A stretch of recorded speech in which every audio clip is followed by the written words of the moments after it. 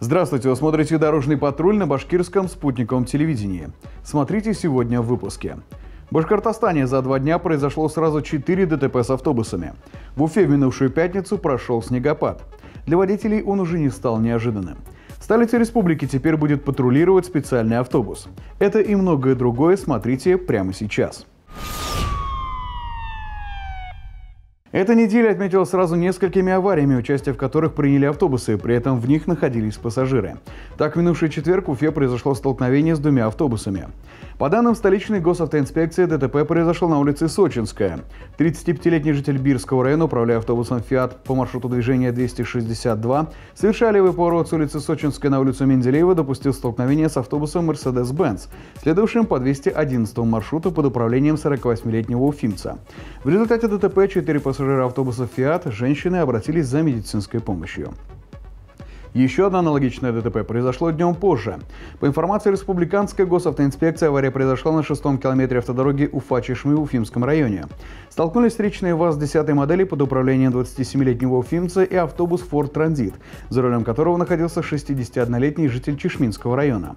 В результате аварии водитель легкового автомобиля с травмами госпитализирован. Известно, что автобус двигался по маршруту Уфа-Чешмы. В салоне находились 14 пассажиров. Из их числа никто не пострадал. На месте происшествия работала полиция и другие службы. Подробности ДТП уточняются. Несколькими часами позже в Иглинском районе на 9-м километре автодороги Уфа-Иглино-Красная Горка 34-летний местный житель, управляя автобусом «Лойдор», совершил наезд на пешехода, двигавшегося по краю проезжей части. В результате 67-летний уфимец скончался на месте аварии.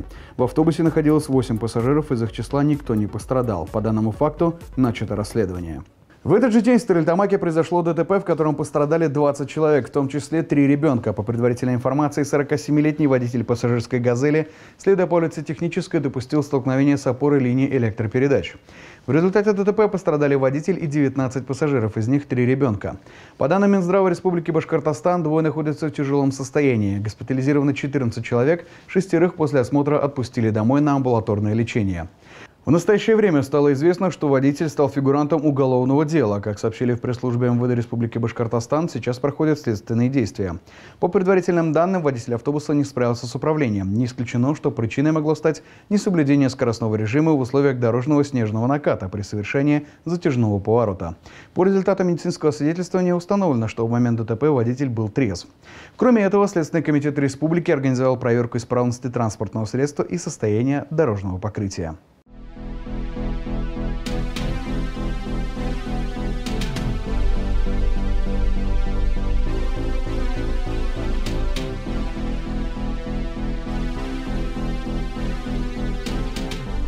В минувшую пятницу многим автовладельцам в Уфе пришлось буквально откапывать свои автомобили. Сильный снегопад шел всю ночь.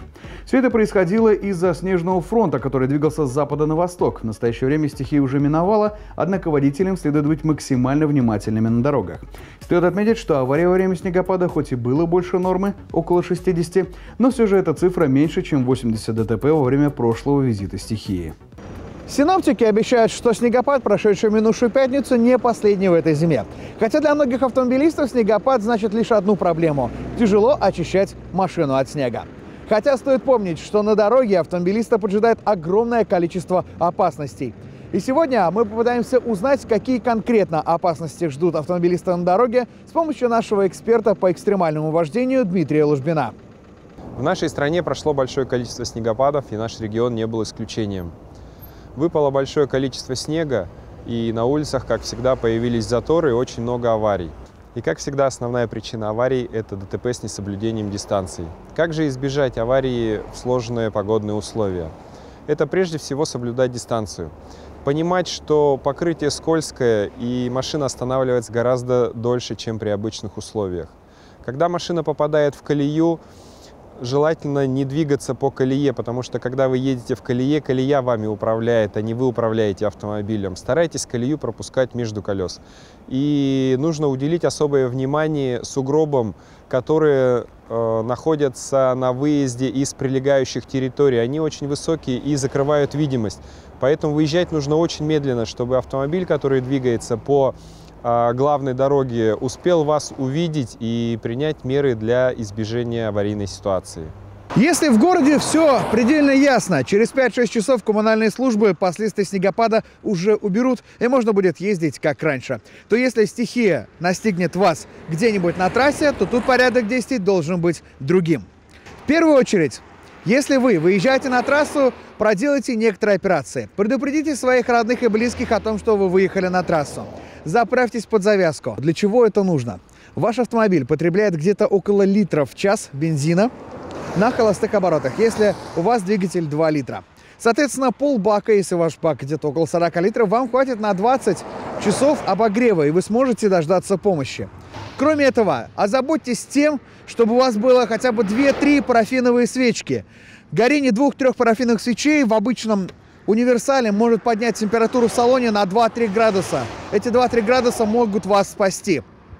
Ну и, конечно же, сразу же, как только наступила экстремальная ситуация, звоните родным, близким и не стесняйтесь звонить в службу 112, в службу спасения.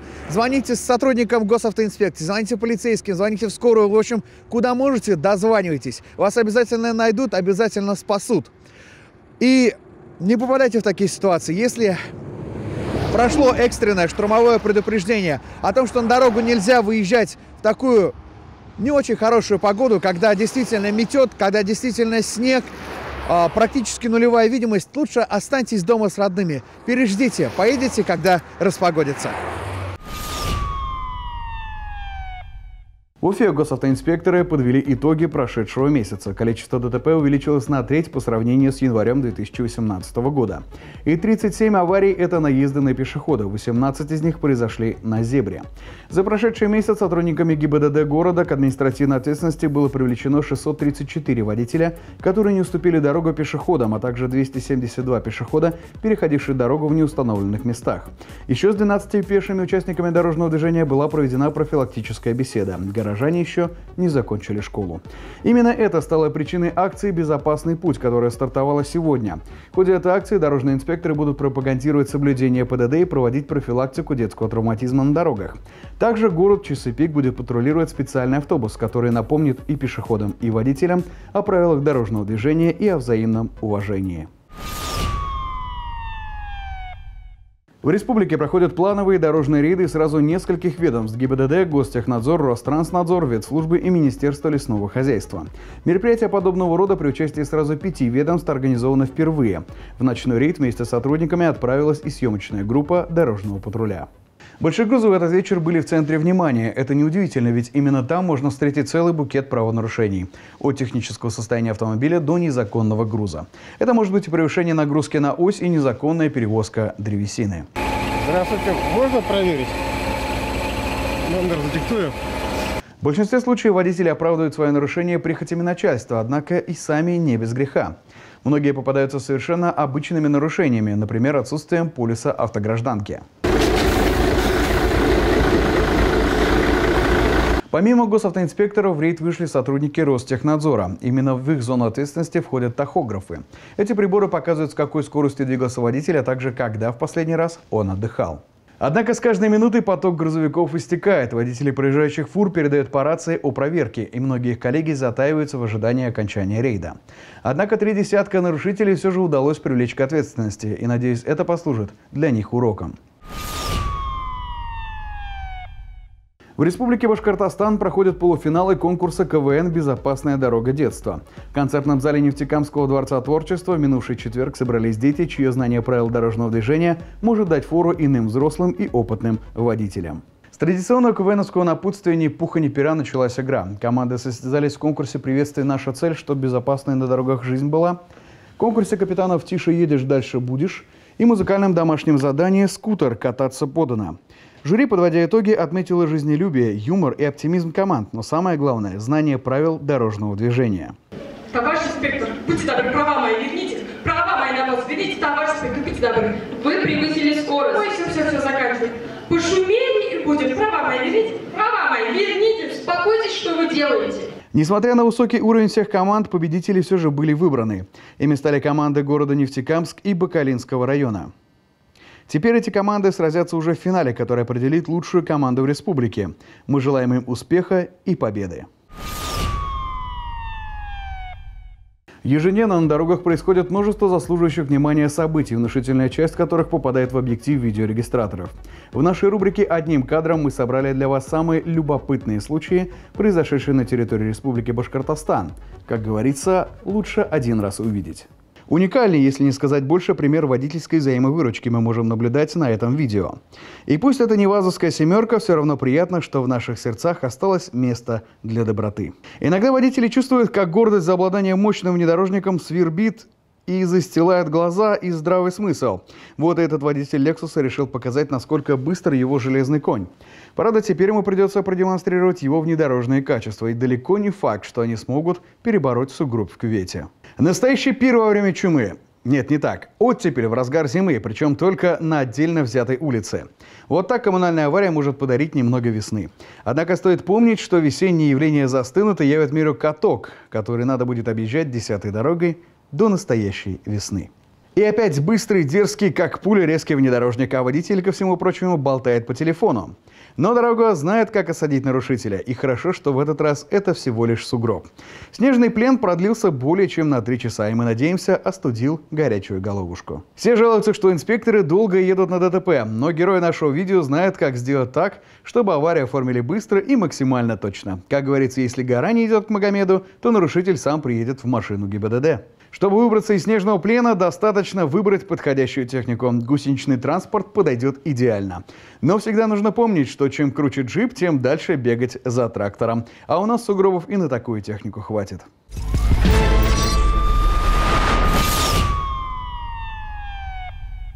Автошкола «Автокурс». Обучение на все категории. Город Уфа, проспект Октября 132/3, поселок Чесноковка, улица Школьная, 2/2. Телефон 293 4606. У вас проблема, у нас решение. Квалифицированный персонал, запчасти в наличии, приятные цены и персональный подход. Сервисный центр «Лето». Мы делаем то, что хорошо знаем.